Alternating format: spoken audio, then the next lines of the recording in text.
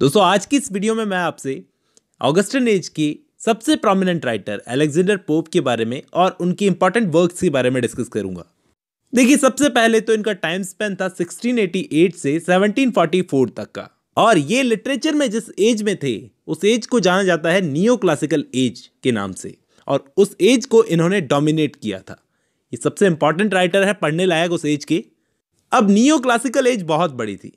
Neo classical as में हम लोग उसी एज को 3 कैटेगरीज में डिवाइड कर सकते हैं। सबसे पहले रेस्टोरेशन एज, फिर ऑगस्टिन एज, उसके बाद एज ऑफ सेंसिबिलिटी।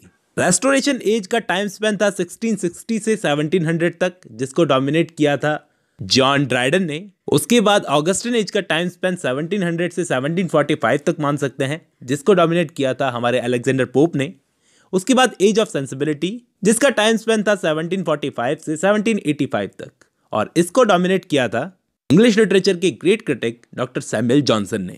तो इस वीडियो में हम जो अलेक्जेंडर पोप को स्टडी करने वाले हैं, तो हमारे लिए ऑगस्टिन एज बड़ी इंपॉर्टेंट है। तो हम चलते हैं ऑगस्टिन एज में 1700 से 1745 तक के टाइम में। तो अलेक्जेंडर पोप का जन्म होता है 1688 में, और उन्हें एक बीमारी होती है ट्यूबरक्लोसिस नाम की, जिससे उनकी बोन्स अफेक्ट हो जाती है, हड्डियां। से उनकी हाइट 4 फीट 6 इंचेस रहती है, यानी कि बहुत कम हाइट के होते हैं पोप। और इसी के साथ उनकी पीठ पर एक कुबड़ निकला हुआ रहता है, और इसी प्रॉब्लम की वजह से वो सोसाइटी से कटे कटे रहते थे। अब दोस्तों, जिस वक्त ऑगस्टिन एज चल रही थी वो टाइम था क्वीन एन का।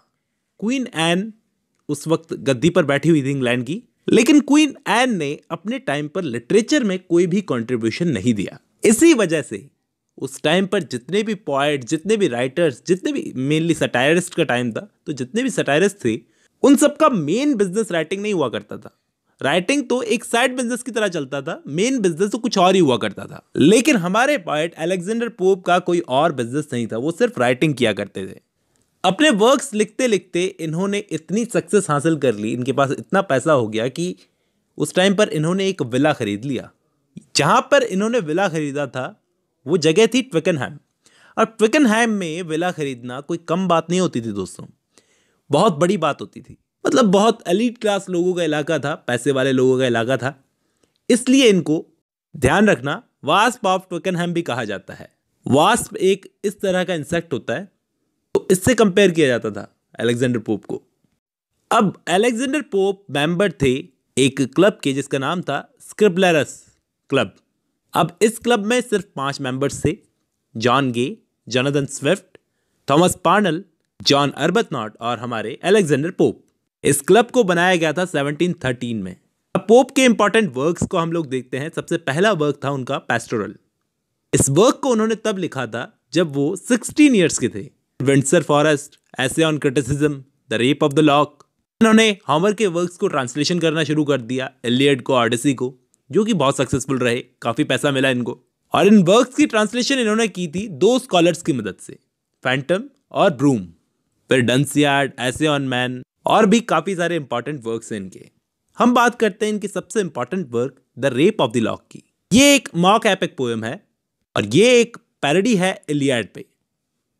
1712 में जब ये पब्लिश हुई तब इसमें 2 कैंटो थे। फिर इसके बाद 1714 में जब ये पब्लिश हुई इसमें 5 कैंटोस थे। और 1717 में जब इसका 3rd एडिशन पब्लिश हुआ, उस एडिशन में क्लैरिसा की स्पीच को ऐड किया गया था। ध्यान रखना, इस चीज को नोट कर लेना। ये पोएम बेस्ड है एक एक्चुअल इंसिडेंट पर। यह इंसिडेंट इनको बताया था इनके एक फ्रेंड जॉन कैरल ने। ध्यान देना, इस नाम को नोट कर लेना, जॉन कैरल। किसने बताया था? जॉन कैरल ने। उनके इंसिडेंट पर बेस्ड है ये poem rape of the lock. John Caryll ने स्टोरी बताई थी एराबेला फर्मर और लॉर्ड पीटर की। एराबेला फर्मर इस कहानी के अंदर रेप ऑफ द लॉक में बेलिंडा का कैरेक्टर प्ले करता है, और लॉर्ड पीटर का कैरेक्टर प्ले करते हैं बैरन। जोसेफ एडिसन के बारे में आप जानते होंगे। जोसेफ एडिसन के स्पेक्टेटर, गार्जियन और कैटो, इन तीनों में हमारे अलेक्जेंडर पोप ने कंट्रीब्यूशन दिया था अपना। अलेक्जेंडर पोप ने एक कोट लिखी थी, man not afraid of God, afraid of me, कि इंसान गॉड से इतना नहीं डरता जितना मुझसे डरता है। क्योंकि अलेक्जेंडर पोप ने, बहुत इंपॉर्टेंट कोट है, अलेक्जेंडर पोप ने ऐसा इसलिए लिखा था क्योंकि उस टाइम पर इनके जो राइवल्स थे वो इसी बात से डरते थे कि पोप हमारे लिए कुछ लिख ना दे।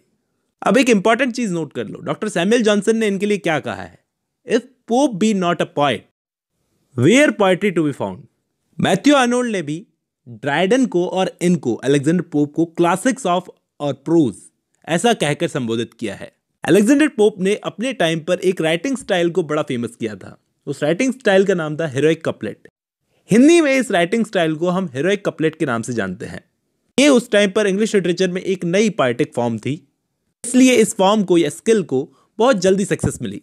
ध्यान देना, अलेक्जेंडर पोप की पोएट्री के 2 यूनिक कैरेक्टरिस्टिक्स अगर हमें बताने हो तो वो क्या थे? पहली मॉरलिटी और दूसरा वर्च्यू। एक आखिरी बात ये कि इंग्लिश सटायर्स को तो इन्होंने फेमस किया था, इंग्लिश में लिखे जाने वाले सटायर्स को तो इन्होंने फेमस किया था, लेकिन इंग्लिश सटायर्स का फादर इनको नहीं माना जाता। इंग्लिश सटायर्स का फादर कौन माना जाता है? Jonathan Swift.